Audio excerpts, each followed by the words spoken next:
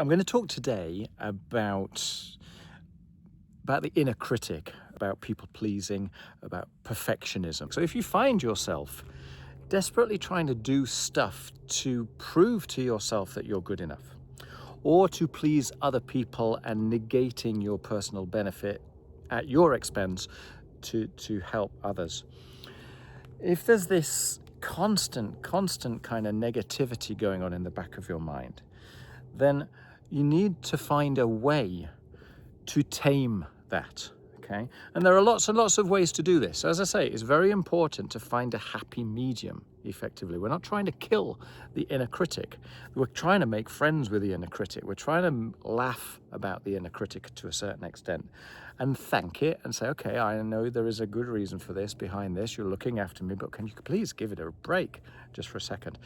So on the giving it a break way, you might want to, as a simple but slightly absurd thing, inject a bit of humor into it, okay? You might want to make your inner critic sound like someone utterly absurd. You might want to make it Marge Simpson or Bart Simpson or Dolly Parton, something that is just going to make you chuckle inside your mind when it comes, yeah?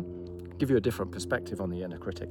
Or you might want to say to yourself, okay, well, look, today, for the vast bulk of my waking hours, all but one of those, I'm going to talk to myself well, and I'm going to allow myself 1 hour every day to beat myself up, to talk absolutely rotten to myself, but to set a clock and an hour later to ring the alarm bell and say, that's it, no more negativity, yeah? And you will laugh at the absurdity of that. So you're contextualizing this Bart Simpson voice inside your mind, and you're giving yourself a break, yeah? You're lightening up.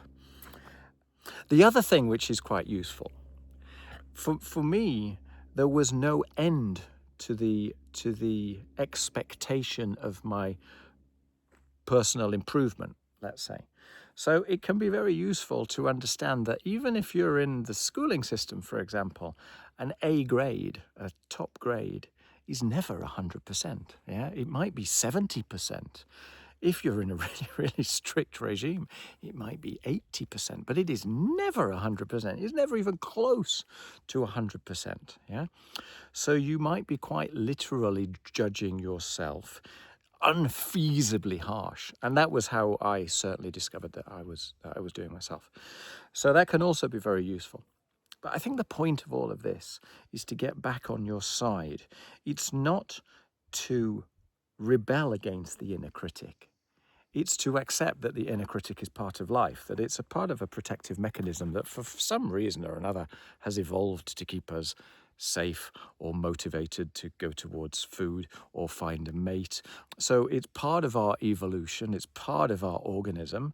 It's not something that you can expel, but you can come to a human balance with it, and you can make friends with it, and you can thank it, and you can laugh with it, and you can decide based around the words and the meaning coming from the inner critic whether that's fair enough or whether that's utter hogwash.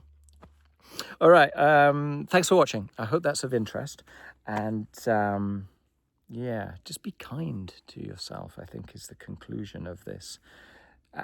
Accept all parts of you. There is a reason for that inner critic. It's a good thing, but don't let it go overboard. So if you find yourself people-pleasing, if you find yourself on this perfectionist kind of insatiable rat race, slow down. Start to look at what it is that is the meaning behind the thoughts and try and discover the difference that makes the difference, because there is a gift in there. There is always a gift in there. All right, I'm going to shut up now.